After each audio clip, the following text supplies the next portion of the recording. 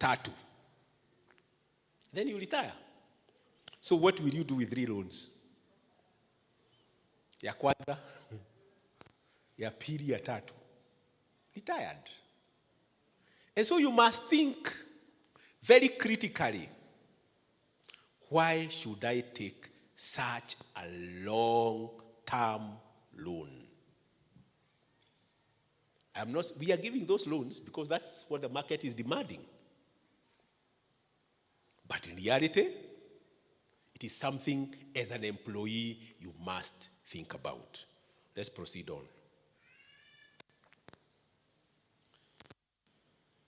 Now, I like this verse a lot. Psalms 126, verse 6. That those who go out weeping, carrying seed to sow, they will return with songs of joy, carrying sheaves with them. The last part is talking about songs of joy, and he's talking about sheaves. What are sheaves?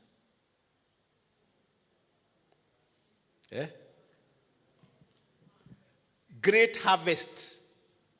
The double harvest that we are talking about is right there in verse number 6, Psalms 126. But it is at the end. Sheaves, harvest, double harvest. It is at the end. What is at the beginning of that verse? Yeah? Weeping. You are weeping as you do what?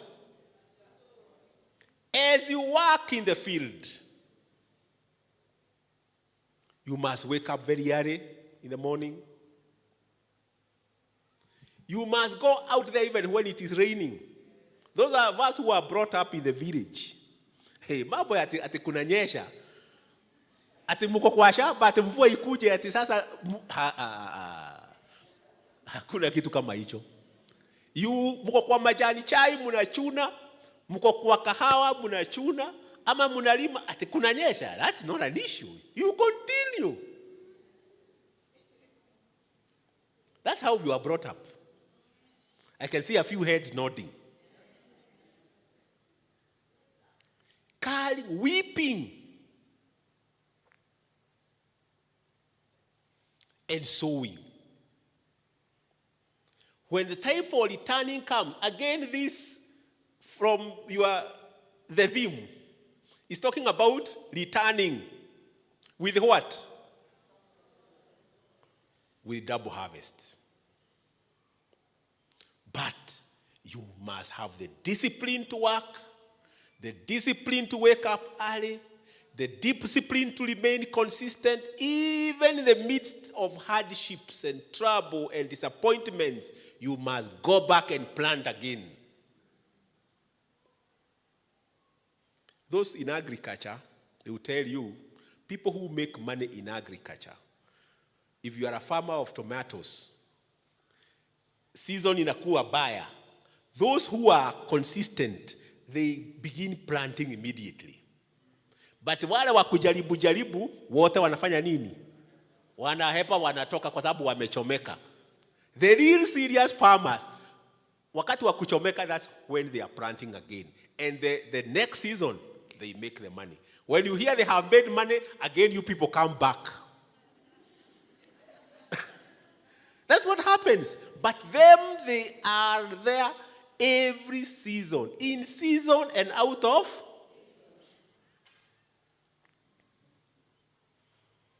So the double harvest. I know it is a very nice theme. In a Baba, at least we feel good.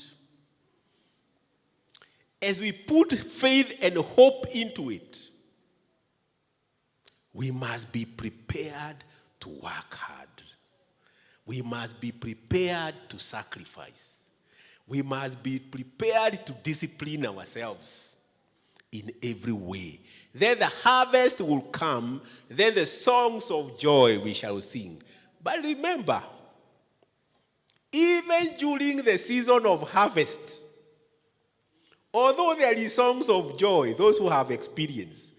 Wangapi hapa wamewahi kuchuna kahawa na majani chai? Wakati wa harvest kulikuwaga namna gani? Especially during the season. Ile wakati kahawa iko mingi kabisa. Munachuna, kubeba kupeleka kwa factory. There is weeping. Those of us who are brought up in the villages. There is a lot of weeping even during this season of harvest. So it is not easy. That is what we are talking about. It calls for a lot of sacrifice. It calls for a lot of hard work. It calls for a lot of discipline. That is the reality of this life. And then you will make the money. Sasa baada ya hapo, in the 70s, wale watu wako kwa kahawa, in the coffee growing season, areas. I think around 70s, early 80s, they made a lot of money. Sisi mimi nimetoka kwa majani chai. Tulikuwa tunaenda huko chini unakuta almost every home was putting up nyumba ya mawe. Because you know those days nyumba zilikuwa za matope. Ni kweli Bishop? That's when those houses started coming up. Because there was money. But that money did not come that easily. You know, I can see these faces here are my sisters. I can see many of them. Watoto wangu wawetu siwaoni sana. Watoto wenu mlikuja peke yenu tu. Where are they? Haya, tuendelee. Now, let's talk about money. Have we been talking about money, by the way? Ama mkutaka niongee mambo ya Biblia? Is it relevant to money? Now, let's ask ourselves, who is this guy who is called successful? A successful person must be well balanced. Spiritual health is important for you to be successful. And I'm sure that is why we are all seated here this afternoon. Kweli si kweli? Mental and emotional health. If we are spiritually well and emotionally struggling, will you make it? You will not make it. Socially, kama uko hapa, umefurahia sana, lakini uliwacha mzee nyumbani hamuko pamoja. Reality of life, isn't it? So what happens? Family and friends, social. And sometimes I have watched, because I have been in church for many years now. Bishop, you can see there, you can come across people who look like they are very committed. Very, very committed. On a Sunday, they are there very early in the morning, prayer meeting, they are there during the main service. After that, every other meeting that will happen, ya harusi, ya nini, wako hapo. They are getting home at 9 in the evening. Sometimes they are also running away from something.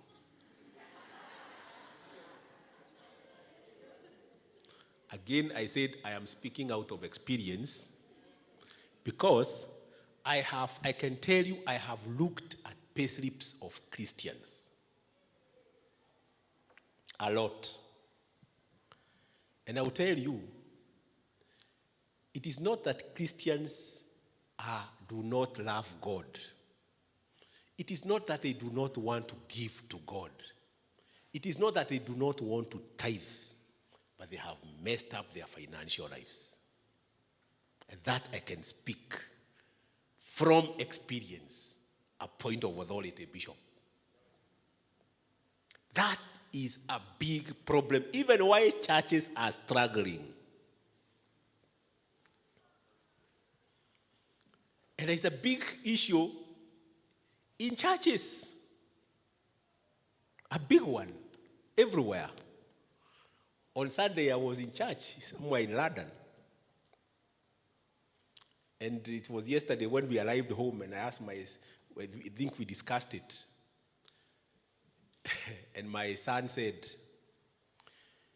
that part of tithing, I thought they went a little bit too far. But what does it tell you? It is a problem everywhere, isn't it? It's not just here. Why? Because money is scarce. Money is not enough. We must learn how to spend it wisely. People are struggling. And so the issue of financial wellness comes in right there. Issue of physical wellness. Now, if you combine all these things, then you can say that you are a balanced individual. You are a successful individual. Spiritually well, emotionally well, socially well, physically well, and financially well. Let's move on. I want to talk more about pillars of financial planning. How then do you plan your finances? The first thing is a very simple tool called budgeting. Sometimes when people talk about budgeting, they think that it is too theoretical. But let's go back to my opening remark about tracking our expenses. All this, you remember we mentioned very many things that we actually find forgotten. It is us who spend money today, but we could not remember even to mention them. Isn't it? But if you were to go put them down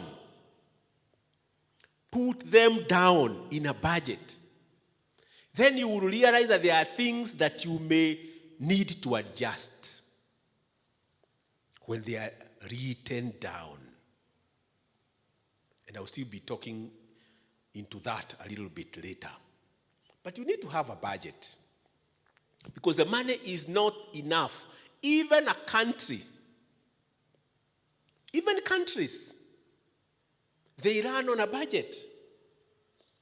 The biggest economy in the world is which? United States. China is overtaking. But let's talk about United States. But United States, when Trump came to power, he began to mention a certain statement almost every other day. America first. Isn't it? When he's talking about America first, check properly, he's talking about how to spend America money. Is that not so? When USAID was removed, it was about all the money that is going to the rest of the world through that program called USAID, isn't it? So he's addressing the issue of budget. And he was saying some of these budgets we have to cancel them out. We need to focus more on our people. Yes. Now you yourself, if America is struggling with its budget, what about yourself?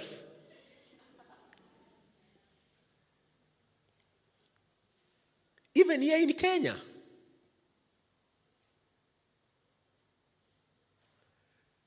there was a time about 3 years ago, we were all very happy because there was a promise that Kenya can live within its means. Kenya does not need to borrow. Have we achieved it? Issue of budget is not easy. Countries are struggling with the issue of the budget. Even you must be struggling. So if you are not using the budget as a planning tool, then you are missing out and your struggles are beginning here. Are you saving? Are you investing? I'll be talking about that later. How are you managing your debt? And I have already spoken into that. A lot of debts that we are taking. Do you understand where you are, the stage you are in age, time horizon? Somebody who is 50 years old cannot be behaving like somebody who is 25 years old.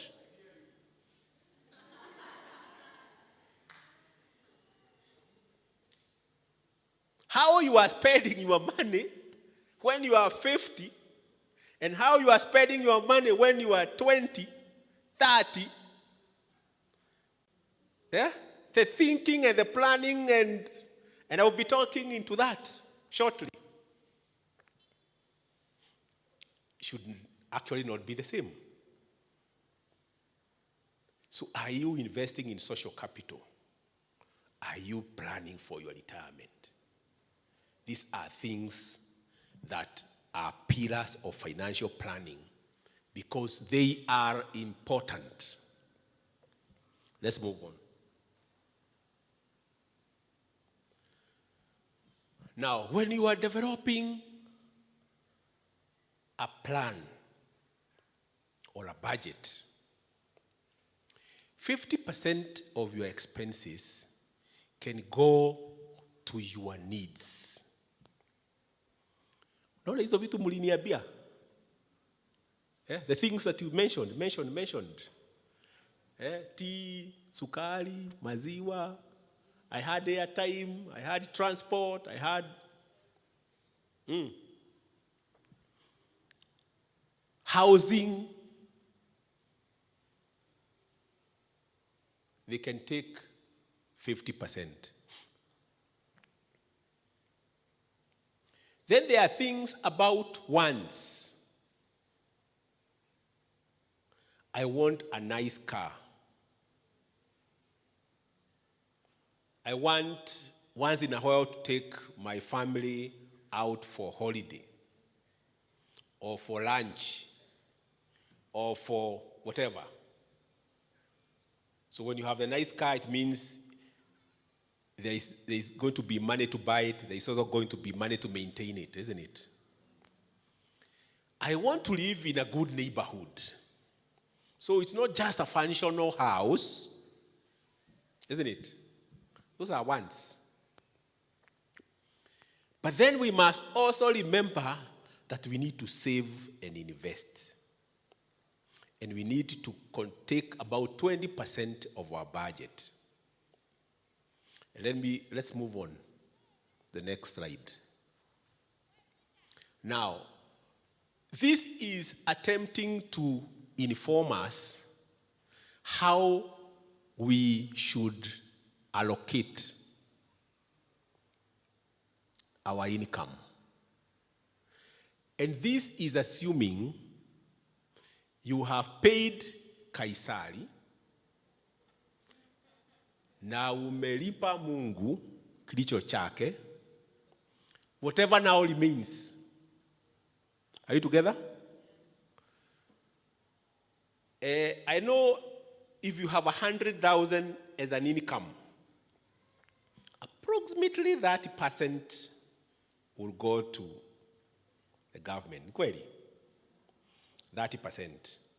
Because there is now SHA, there is housing levy, there is blah, blah, blah, blah. All that I think it will take about, if your salary is slightly higher, it can go to 40%. Yeah, it can go to 40%. Now, imebaki pesa gapi? 70. I know the issue of tithing and I don't want to go there. Sometimes there is the issue of tithing on gross and tithing on net. I don't know. I don't want to go there. But let me say this. What are you holding in your hand? Up to now, you're holding how much? Yeah? See? See 70. Ebu tithe on it. Umebakisha pesa gapi? Yeah? 60? 63. Are you together?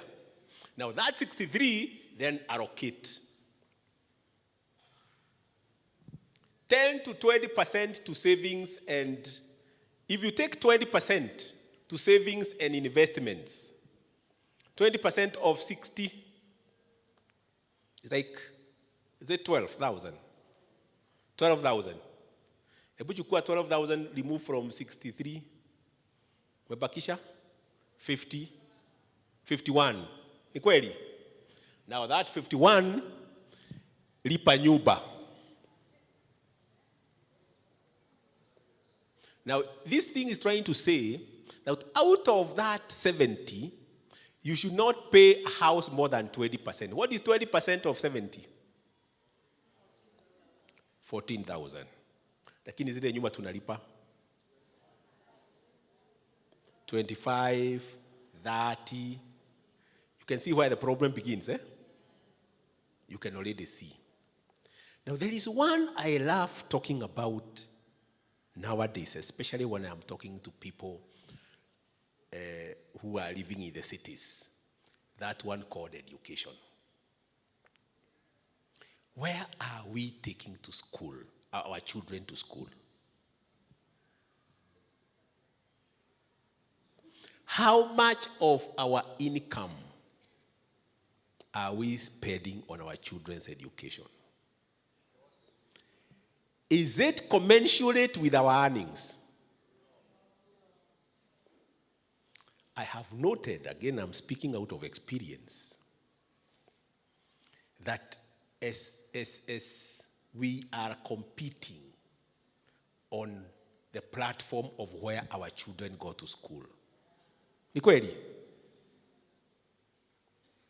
So we want to take our children to very expensive schools. I have heard nowadays, in fact, I was talking to a very young couple the other day and was telling me, I have decided to take my child to international school, and I asked him why. Because hii masomo ya Kasongo, hii CBE sioni inapeleka mtoto wangu wapi. Nikamuuliza, ni mtoto wako peke yako? Ama ni watoto wote wa Kenya who are going through that system? I can tell you for sure, by the time they finish, nobody will know the difference. They are in school, they are still learning. There is going to be very little difference. So relax. Si wamemaliza junior secondary. See, now they are in senior secondary. Nani anakuambia hawatasoma? Now, I have seen hapa, and I can tell you, an ordinary Kenyan earning ordinary income cannot sustain their child in an international school. And I have no problem with. Sina shida nayo. I'm talking about how we are spending. That's why you find even when the exam ya primary school inatoka and the children have been called to secondary schools, parents in the cities, hakuna yule anataka kupeleka mtoto wake ile shule ameitwa. Have you experienced that? Unasikia ati hata mtoto ameitwa even very good schools. Thika High School. No. I wanted Alliance. No. I wanted Mangu. No.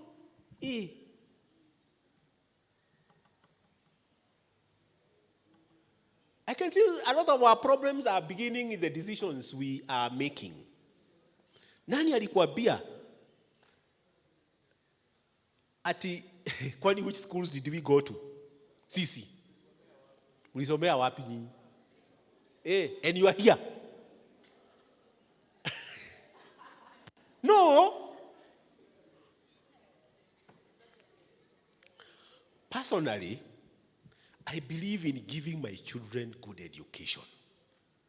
Just give them good education. And good education is not necessarily expensive. And especially when it is basic education, just make sure they are in a good place. They're in a good environment ya kusoma. But once they're in a good environment ya kusoma, then, you have to, so that you have money to also do those other things. Because after you are done with them, and you never saved, you never invested, you never did everything else. So how do you live your life? Because you have refused to be realistic. You have refused to be realistic. So let us, actually why I have given this table here, is to tell us to be as realistic as you still must be ready to sacrifice even the neighborhood you live. When I was a young man, I went and lived very far. And people were asking me. I even remember when I first came to live in Githurai. I had moved from Kagemi. And one lady, friend of mine, asked me, "Ay, Githurai, that far?" Alisema ni bali sana. That was 1995. Then after that, I moved to Roiro. People were telling me, "Ulienda kukaa ukabani."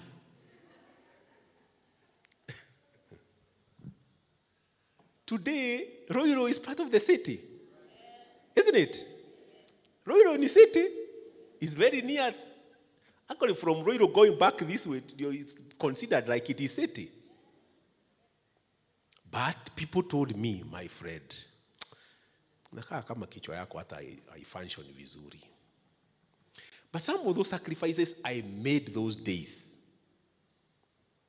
when I think about it, they have made a big difference. And some of these things, because time moves very fast. Mom, do you agree? Before you know it, time moves very fast. Very, very fast. Let's move on.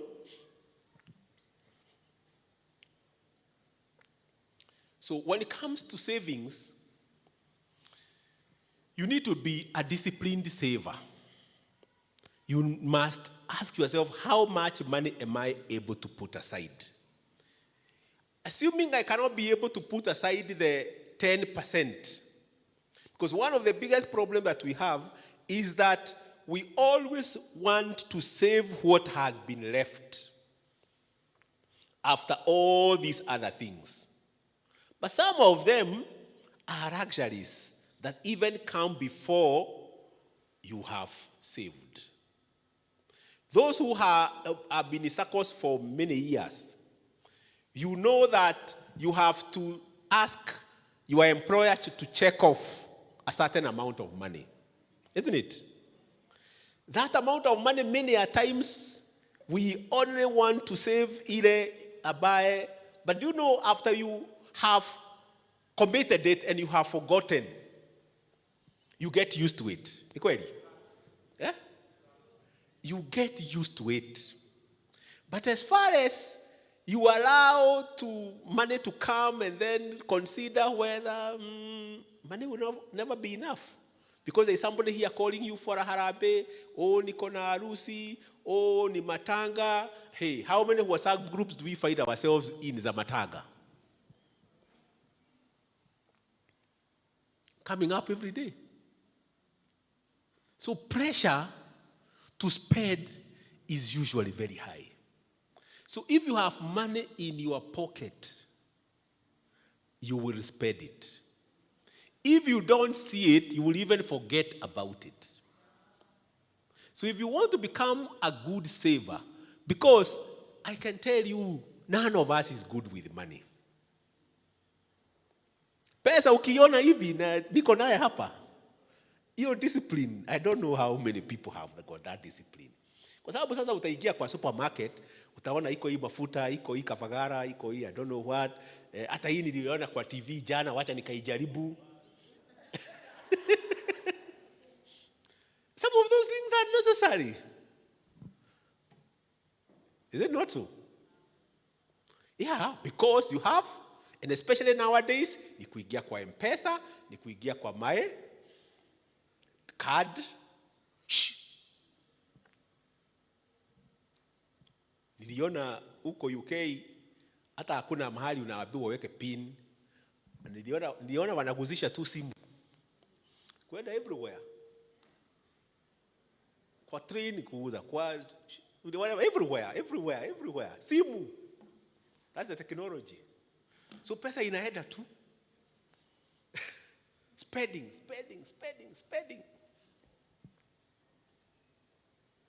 So, if that money is with you, you can be sure you will spend it. You will not save. So commit yourself and discipline yourself. None of us is good with money. And make sure you are saving something. Let's go next. Now, look at this person who is saving 100 shillings a day. At the end of the month, he's saving about 3,000. The other person is saving 200. At the end of the month, he's saving about 6,000. The other person is saving about 15,000 a month. And the other one who is saving 1,000 is about 30,000. Now look over the years, if that person is very disciplined as a saver, how much money somebody saving 1,000 will be able to accumulate in 25 years, which is quite a long time to save 7.8 million. But if you go to the next slide, if you are saving and reinvesting the income, look at the person saving 1,000 shillings. In 25 years, he had saved 7.8 million. But because he is reinvesting the income, the interest, and reinvesting the dividends if you are in a circle, in 25 years, that person has 18 million. It has gone almost 3 times.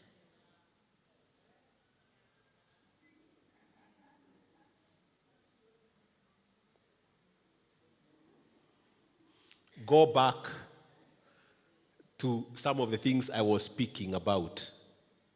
The virtuous lady. She must be hardworking. She must be disciplined. Are we together? If you reflect on all those things I spoke about. Are you together? But what do we do with our dividends, especially those of us who are in circles? Kama sasa we are in the season. Sisi tunazigojea. Tufanye nini nazo? Yeah? Tukule. Yeah? Yeah? Tujipigie mwili.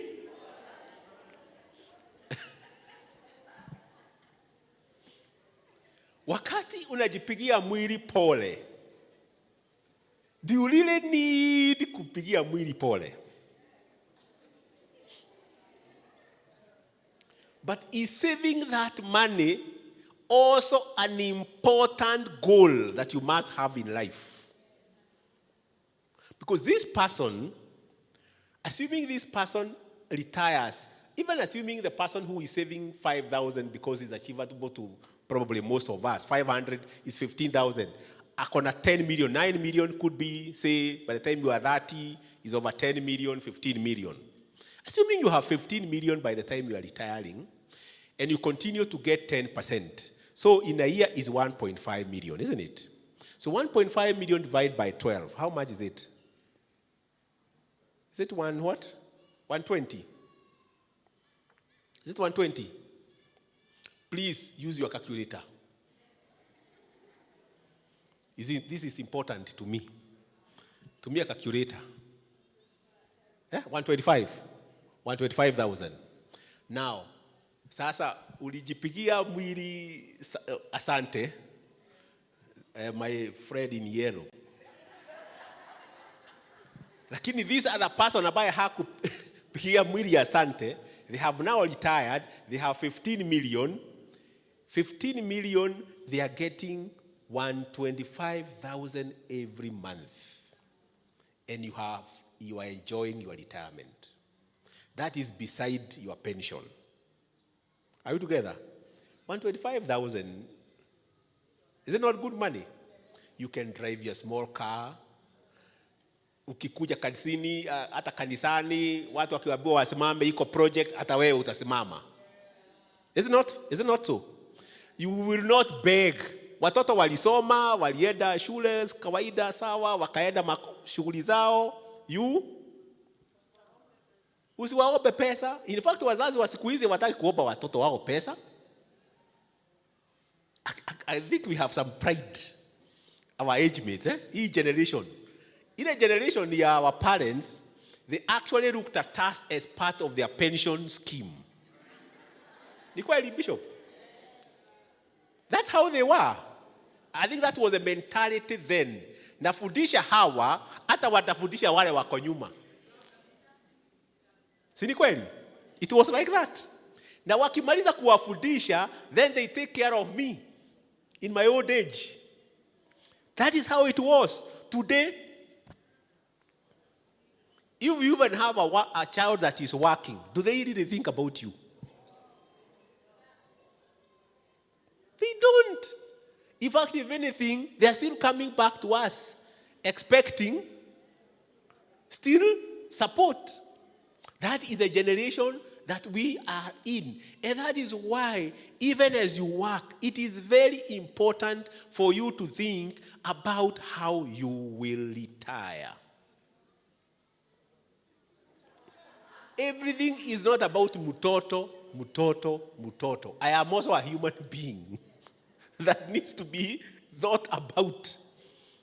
I am supposed to be allocated a budget. This is called self-parenting. As you parent your children, you must parent yourself. You have a life. You know they are not here, we can discuss them.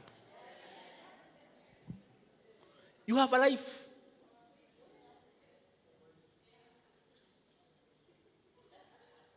Yeah. And nobody wants to die at 60th because they have retired. Isn't it? Statistics are showing us that ladies are living almost another 30 years. Is it? Yeah. 23 to 30 years after they retire. Men another about 20 years in average. Or less, around there. Sasa, if we said you work for about that 8 years, and you live another 30 years after retirement, it means for every shilling you are spending when you are working, you must keep another shilling to take care of you when you... And because you are not able to keep that shilling, you have to keep that shilling and keep multiplying it. Because you have seen the difference between 7.8, your own money that you have saved, and 18 million money that has been compounded over. Bishop, I can tell you, for more than 10 years now, sijakula dividends ya stima sako.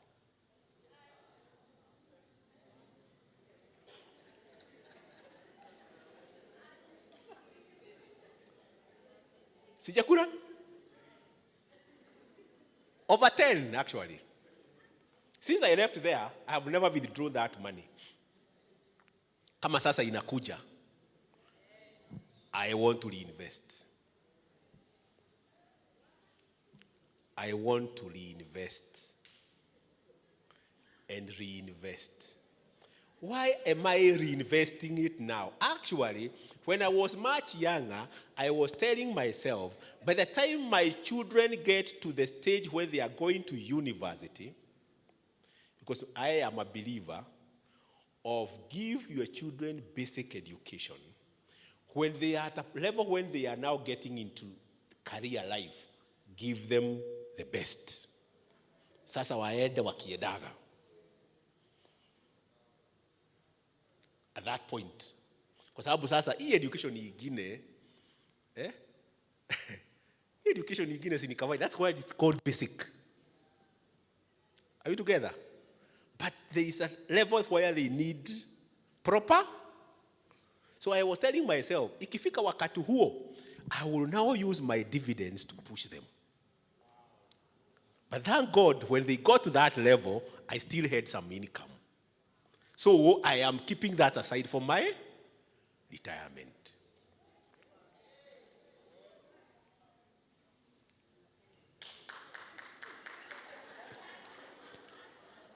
So I don't need to withdraw that money now because I don't really need it now.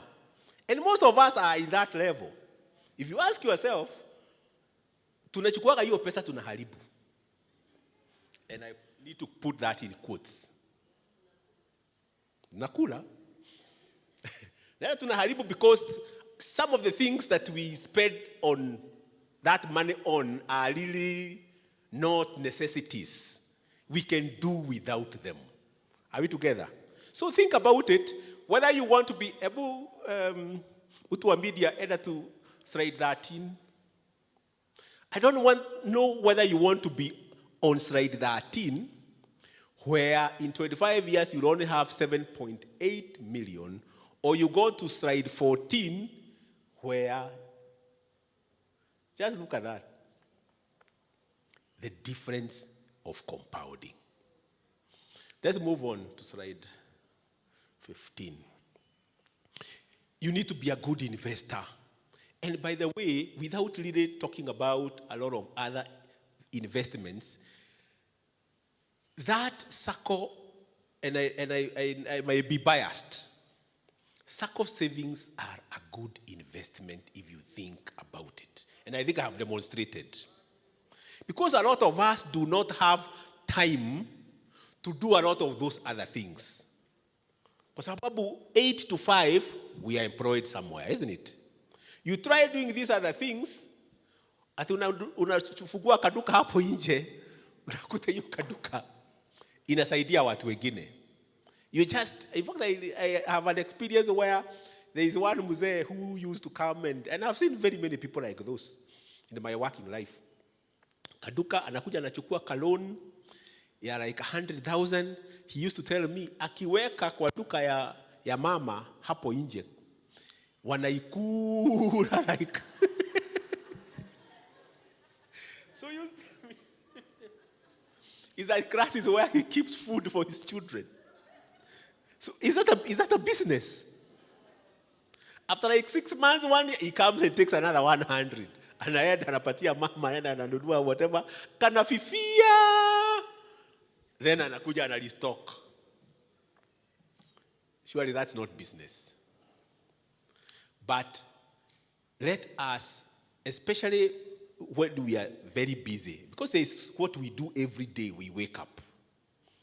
We need to focus more on what we call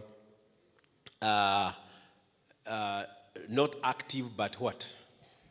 Passive. Look for more passive income. Like that money that we have put aside in your SACCO over the years and you have kept reinvesting and reinvesting. It is giving you passive income because you are not involved in its management. Other people are doing it for you. If you have put money in, nowadays let me talk about it because I hear people really want to go that direction.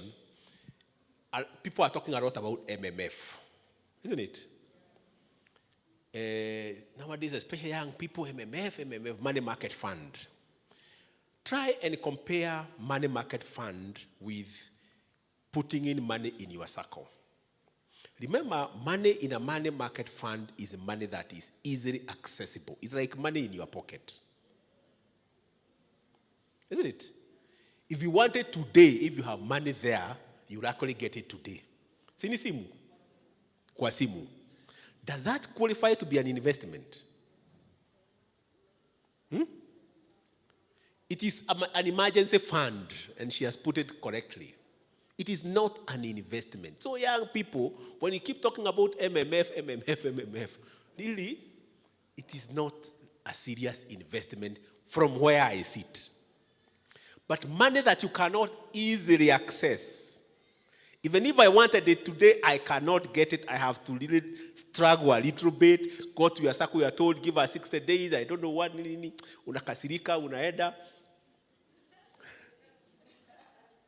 Isn't it?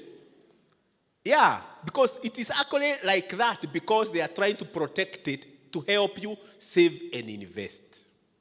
So even as you think about putting money in a money market fund and telling yourself you are a very smart investor,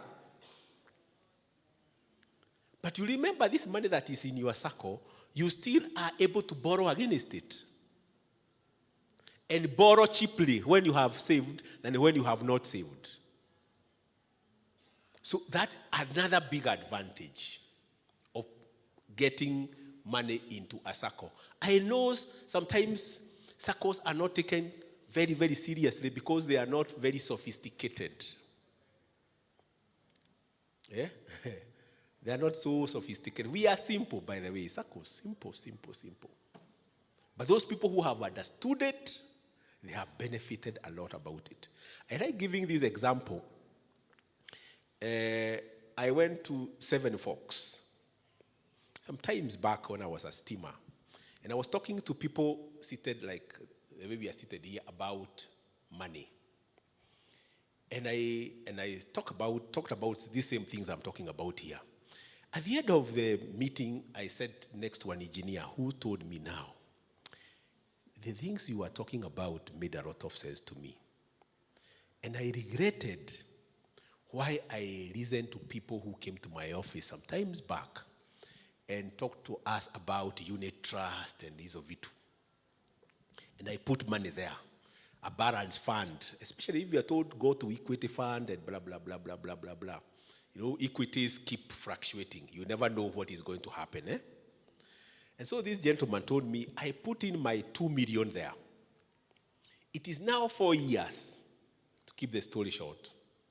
4 years, nimekasirika, I have withdrawn my money, but they have given me back 1.8 million. Now, he listened to what I was saying. The person who had 2 million at Steamer that time had earned 10% year 1, 10% year 2, 10% year 3, 10% year 4. How much is that? Simple interest. It's 800,000. Equally, if you add 800 to the 2 million is 2.8. And this guy is at 1.8. What is the difference? And he really regretted. And he said, I will return.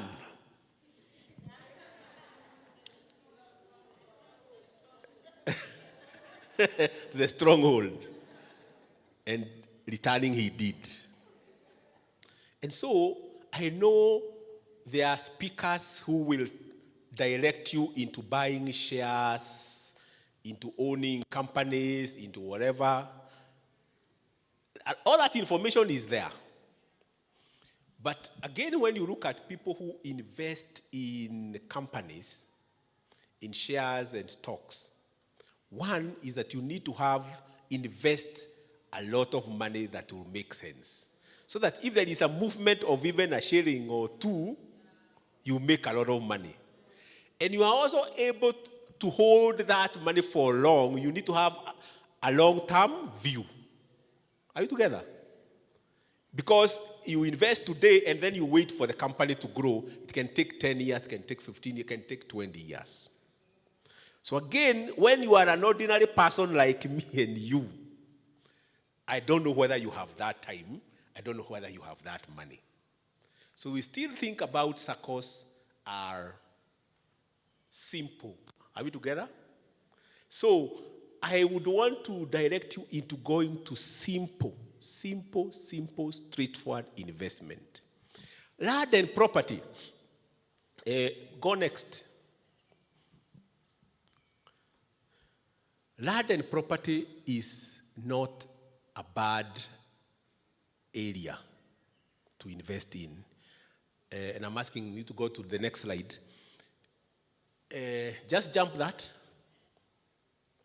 Yes, land and property. Lakini, as you go into it, you need to ask yourself, there is some information that you can't see clearly. Like, I'm comparing somebody investing in land and property in Murang'a and one that is investing in Nairobi. The one investing in Nairobi is getting a rental income of about 12.8%, when the person who has invested in Murang'a is getting 8.18%. That is called return on investment, ROI. Now, why should you lose a whole 4%? Because of location. So anytime you want to get into land and property, think location. Are we together? Because Bishop here will tell you the cost of construction is more or less the same, plus or minus. In fact, you find the person building in Murang'a, it will cost him more, slightly more, because of transport of cement, transport of chuma. Lakini hapa, it will be cheaper. Isn't it? So, anytime you think about that, go that way. Lakini, there is another catch. If you want to put up, for example, a rental house, how do you achieve that? How do you achieve it? First thing, unanunua plot. Even assume you have bought a plot somewhere around here. About 15 million, is it? About 15 million. How long does it take you to pay that loan? Because most likely ni loan utachukua. Am I right? Eh? How long will it take you? 5 years. Eh? You can see we are already beginning to think very hard. Eh? Whether you can actually be able to to buy that property of 15 million peke yako. After you have bought it, begin thinking about construction. Construction, the minimum amount you may require here, Bishop, to put up, say about 6 floors, 80 million, plus a 15-year plot. So we are already at 95 going to 100 million. Is it achievable to the ordinary Kenyan? It's not something that you can easily get into. But I can tell you, without fear of contradiction, you see that 12.8% in Nairobi, it is assuming that that person will get 100% occupancy. He will never get any default on rent. When you factor a few of those things, about 80% or 90% occupancy, utakuta hiyo rate itakuja to about 10%. Kweli si kweli? So why are you struggling so much? And you can save that money slowly in your circle and get the 10%.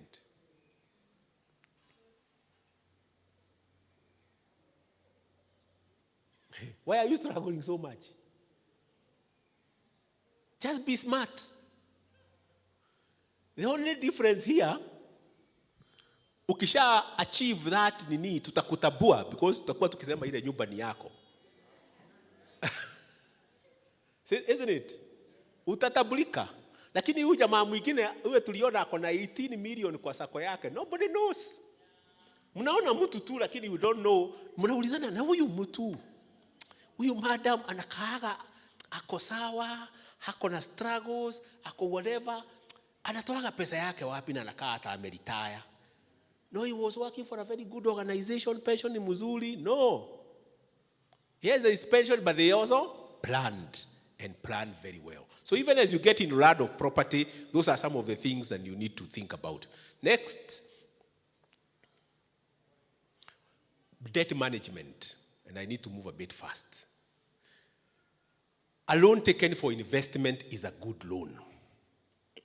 When you're thinking about a loan and the cost of loan, also think about ROI, return on investment. You are paying a loan at 15, 16% in a bank, or even the loans that we take from SACCOs at 12%, but you can see return on investment pale in Nairobi is coming to 12.8, and if you consider a few other factors, it's come down to 10%, meaning you are already paying the loan at a higher rate than what you are getting. Again, you need to ask yourself that question. You need to pay that loan as fast as possible. Reasonable time frame. That's where a lot of us are going wrong. You need to have a clear goal. What am I taking this loan for? A lot of us are getting loans because they are available. Nowadays loans are available. Hata saa hizi ukitaka loan utapata tu kama tumekaa tu hapa. Nobody will even know you have borrowed. But why are you taking the loan? Pay your loans on time. Pay your loans on time. Pay your loans on time. Otherwise, you will suffer penalties. You will suffer extra interest. The loan will become very expensive. Bad loans are the ones that are taken for consumption. They have no returns or little returns. Loans that are taken for a very long time duration, like the ones I described earlier. Taken for impulse buying. Umeona hii kitu, umesema this one, this shoe, this one I can't go home. This dress I can't leave it. This thing I must. And of course, it's always good to consider high interest rate. Let me ask a question quickly here. A loan at 12%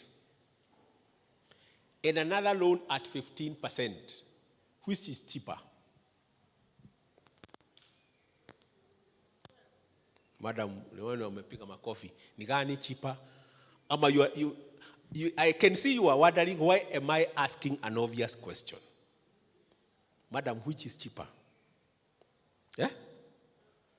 12%. Is it true? Do you all agree? Yeah? Depending on time. Time factor is important.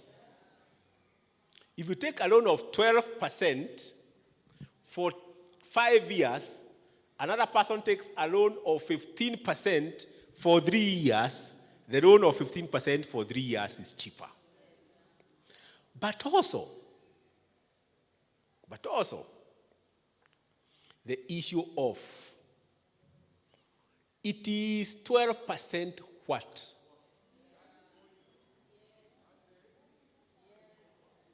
Per annum flat rate, reducing balance. Do we check those things?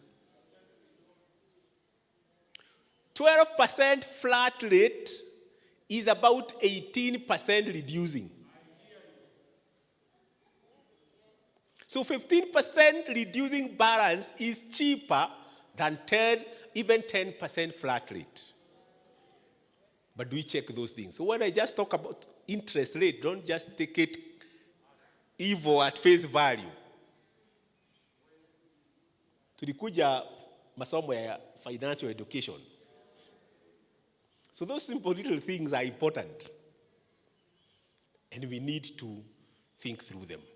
Next. Go next. Here, social capital. Go next. Now, understanding your time horizon. Just go next. Yes. Now, different age groups. these people at the age of 20 to 29, they're just beginning their career lives. You tell them to save, they are not interested. They are people who are taking quick loans. They are living expensive lifestyles. They are living beyond their means. Remember, they are not even having big salaries because they are just starting. Then these are our children, because I cannot see them here. Lakini wazazi ndio wengi. Yes. Kama wako, it is important for you to know that you should not waste money. You need to start thinking about something even when you are a young person. Pole, pole, pole, pole, pole, pole, pole, pole. Begin saving as early as possible. Begin taking calculated risks. Because you are young, you can take bigger risk than your parents who are aging. But the word calculated risk is important. Do not ignore to start saving for your retirement. Time moves very fast. See, now I can even remember where I got immersed in much water. Somewhere around here. And it was like 1998 or 97. See, juicy. Lakini nakumbuka tu. So it's just remembering like just the other day. So time moves very fast. So these young people think they have a lot of time ahead of them. But before they know it, they will be 30, they will be 40. All right? So they need to be guided, and they need to start paying attention to these things as early as they begin working. Because they begin making a mistake. For example, assuming this person takes a loan of 10 years. Si already ameingia kwa mtego? Yeah. 10 years, we will find when they are 35, if they have started working at 25. And probably that 10 years, that loan, alienda kanunua nini? Subaru. Yeah. Suku kwa barabara, anataka kututisha nayo. And he's struggling to fuel it, to maintain it. Akienda Nairobi, cannot pay parking. You get? So they are getting into the wrong things, right things at the wrong time. Let's go next. Then we have this age group here. Now this age group, they are beginning to get to be stable.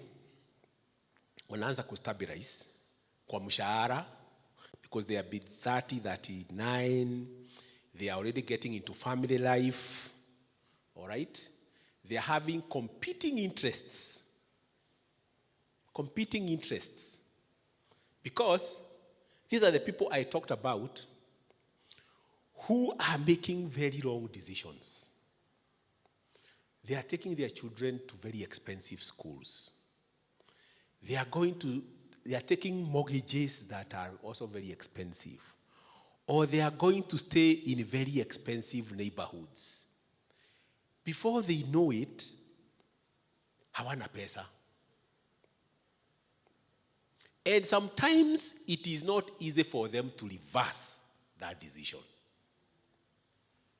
Assuming ulipeleka mtoto wako kwa British system. Akafika mahali you feel like the burden is too much. So what are you supposed to do? Umutoe umlete CBE. So what are you already doing to that child?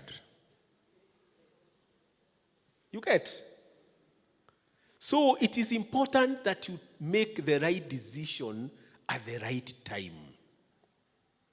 You make wrong decisions, they will haunt you somewhere along the way. And it's going to be very expensive for you to turn it around. I was talking to another friend of mine, Uko UK, and because I had a meeting like this talking to people. And he described it, that when you make a wrong decision, for you to reverse it, it is like a big ship trying to turn. Eh? Or a trailer trying to turn. Can it just... What does it do? Inaenda bali ndio iturn. So you make some of these financial decisions that have a lot of implications in our lives. For you to reverse it, again, it takes like 10 years. And some of them will have long-term implications. So please, when you are making a decision, and these are decisions of life, because life goals are almost equal to your financial goals. Life goal is educating a child. It is a financial goal. Life goal is owning a home. It is a financial goal. Ni kweli? You must allocate money to it. And therefore, when you are making these decisions, these people here are in a state of confusion. This age. And it is important that you call yourself to a meeting. I can see you. Now I want to. My daughter is here. Call yourself to a meeting and make a decision that is right, so that it does not become too expensive for you trying to do what? To undo it. Yes, that is this age. Next. Then we come to the 40s to the 49. Now these guys, this is called the donkey stage. These guys are already in positions of responsibility in their workplaces. These people are in positions of responsibility in society. If you come to church, you find these are the people Bishop is seeing and is appointing them. Your chair, lady, your chair, young men, blah, blah, blah, blah. These are the people holding those positions. Ni kweli? So they're having a lot of society pressure, having a lot of work pressure, having a lot of family pressure, because these are the people who are bringing up teenagers.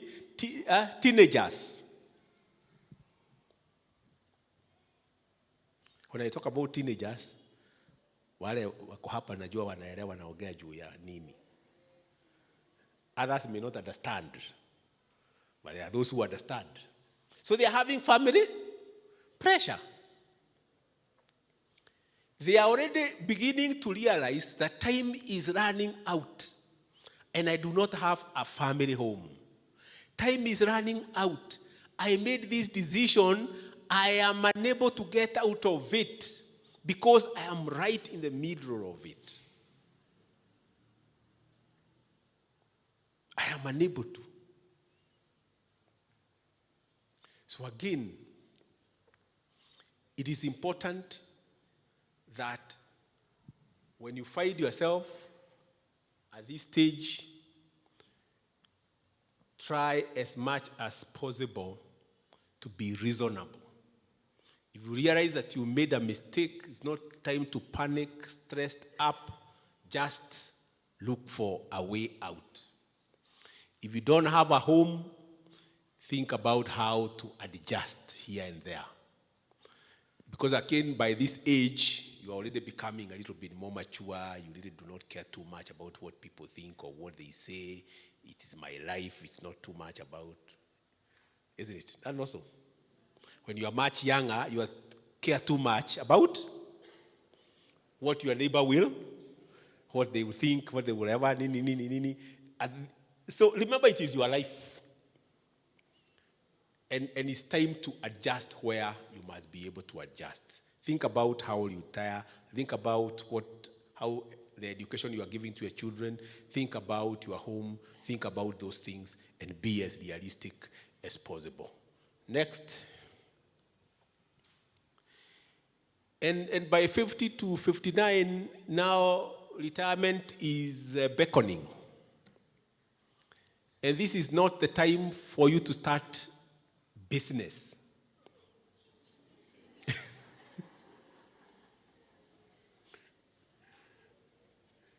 If you didn't do this thing when you are much younger, don't try to show us that I did not want to work until 60.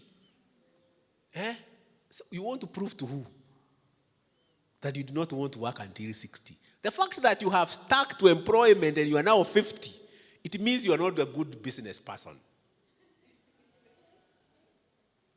It's true. Yeah. Just be realistic with yourself. The fact that you did not start to getting into politics when you are much younger, it means that is not for you. Just look around and check what is the average age of people who are MCAs. They are in what age group?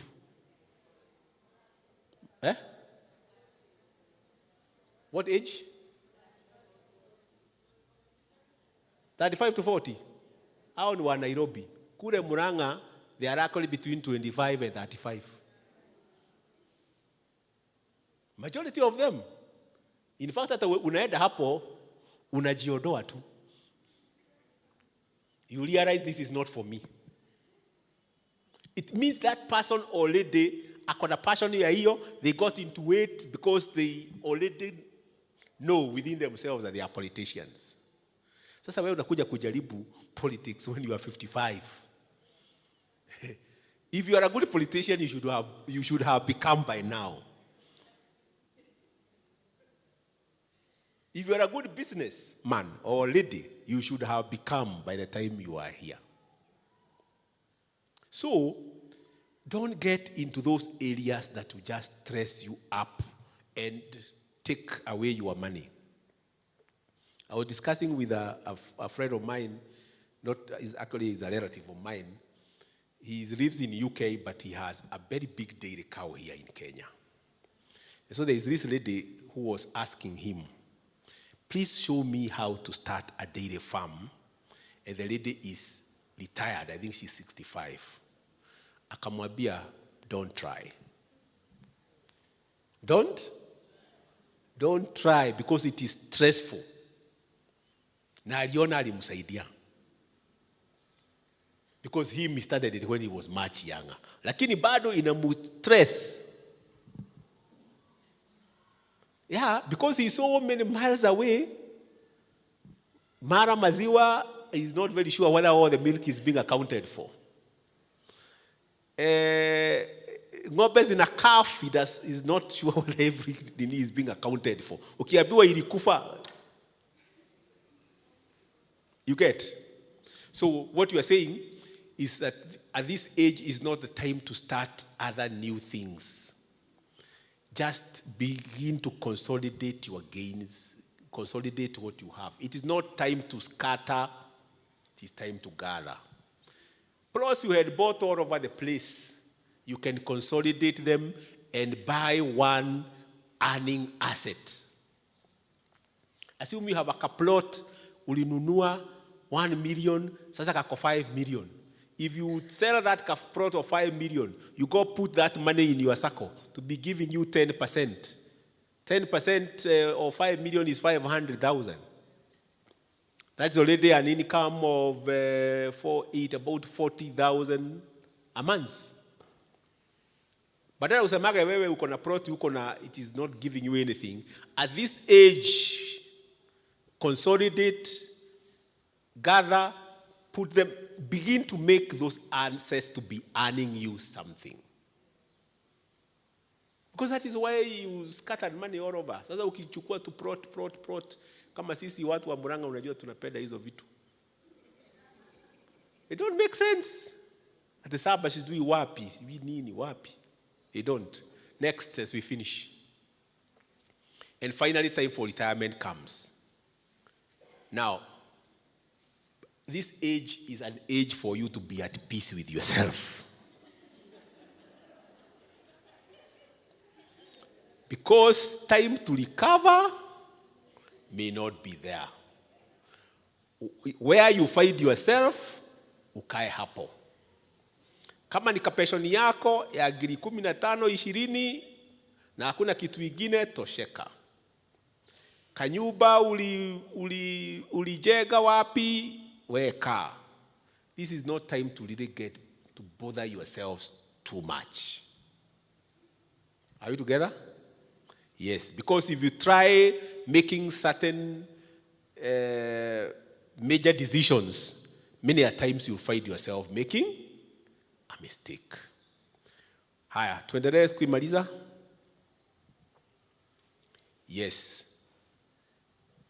Our way forward, kama sioni hiyo ni vizuri sana.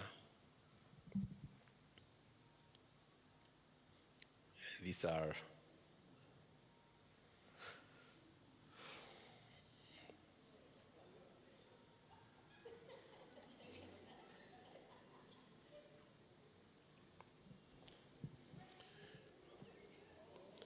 so like in that book of Zechariah,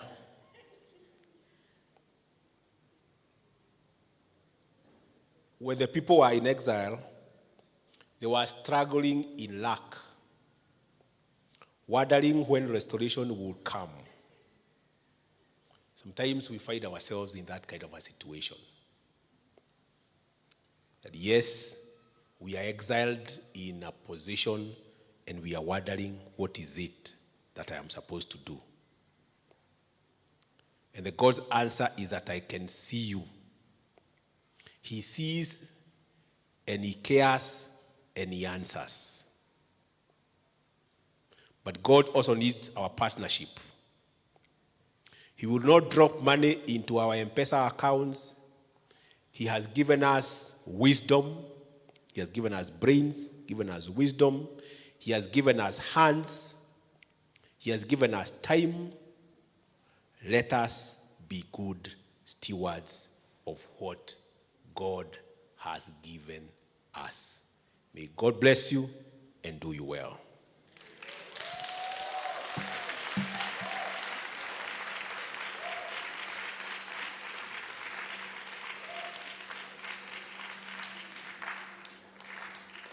Come on, Hajaketi. We have to celebrate him until he gets to his seat. We thank God for you. Mr. Mbui, that was very informative, so educative. Our lives will never be the same. Never. But sasa tunaambiwa putting it into practice is what makes the difference. Sasa kama utaendelea kukula hiyo dividend, sasa hata kama tuite Mbui mara ngapi hapa, your goose is cooked, si ndio? So we must put to practice everything that has been said. Sawa? Umeshika yako. Kama uko sana MMF, umejua. Kama unajua unachukua loan ya 15% na 12% flat rate badala ya 15% reducing balance, tuko sawa, tuko class. Tumeshika. Ambia, nongonezea neighbor wako, umesikia mambo gani hapo? What's your take home? Yako.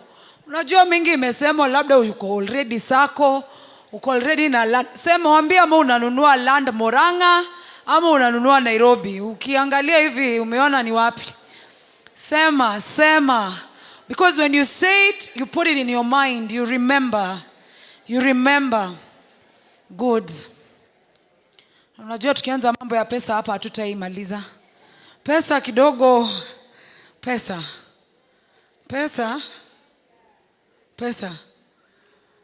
Na hujatuambia tunafaa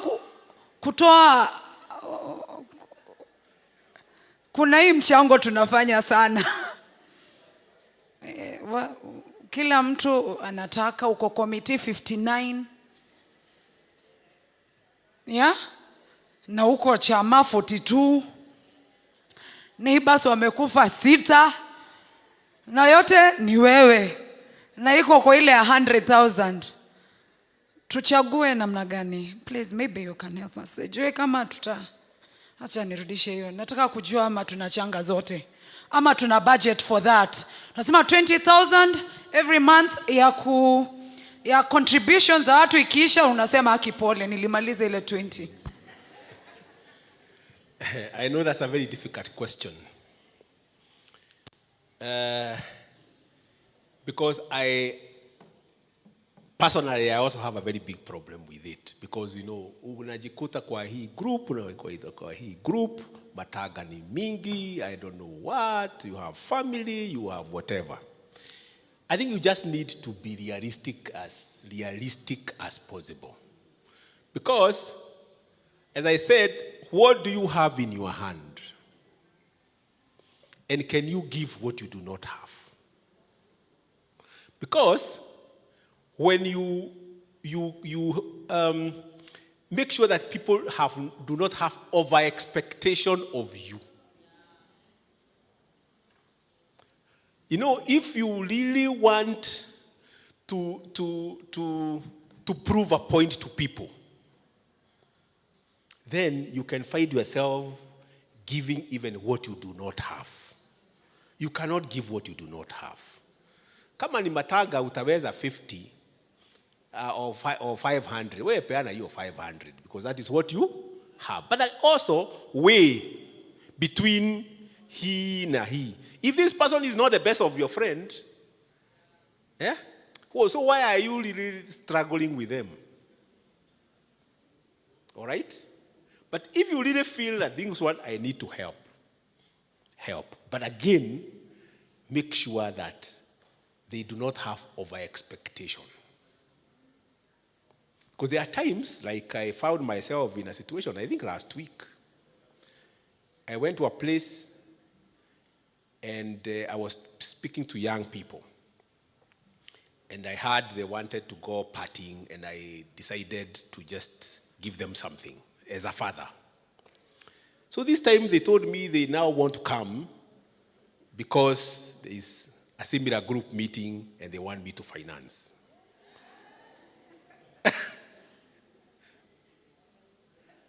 I just kept quiet. Because I had given that out of goodwill. Sasa waka assume, are we together? So I'm saying, let us be very realistic. Now, hizi chamas nazo, wamama, from one chama to another merry-go-round, pesa inazuguka, inakuja kwangu. Inazuguka, inakuja kwa huyo mwingine. Now, ukifikiria, when it gets to you, what do you do with it?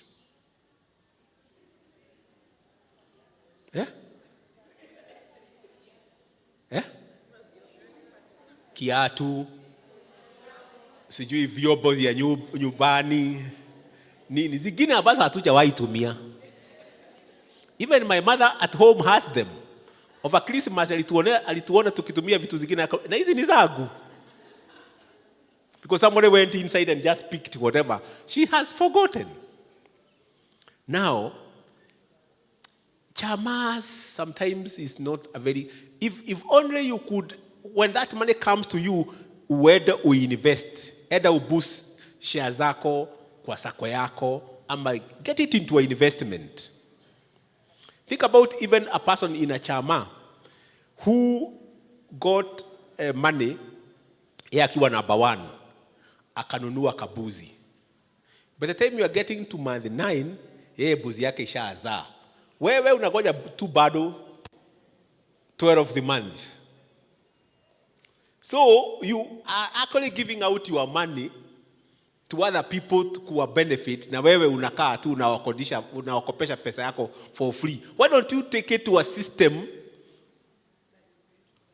that really is a system that can actually be earning you money, rather than giving your money to other people for free. That 1,000 shillings you are putting in your chama, add into your circle. It makes more sense. Aya, ulizeni maswali so that I can. Come on, celebrate Mr. Mbui. He's done a good job. Unajua heri ukweli usemwe. Just a bonus point to add to what he's saying. Mtu ombe neighbors wake wasikufe. Watu wasikufe ili pesa usave. Ombea watu, jikaze kwa mao. Jikaze sana kwa mao. Mungu anasikia maombi. Si ndio? Na young people wakifanya harusi, Mungu awabariki na pesa, wasishinde wakikuitisha wewe upeleke ya zawadi. Si unataka young people wabarikiwe? Si unataka young people wabarikiwe? Na mtu afanye ya budget. Kama budget ni ya watu 200, ita watu 200? Mambo ni hayo. Hiyo ni yangu, si ambio aki na pastali sasa nisikie. Na ninaongea nikiangalia huku. Yeah, young people tupate pesa, si ndio? So that tukiita wazazi nyinyi, mnakuja tu na zawadi, si kutuchangia za harusi, si ndio? So that ikuwe rahisi. Jua kila mtu ako na mambo. Si hata wewe uko na mambo na chama. Wewe wacha na chama nyingi, peleka pesa kwa sako. Mali unaweza ukakopa ukita. Sawa. Mambo ni kama hiyo, ni kama tumebalance. We are returning to the stronghold, to the truth. Yes?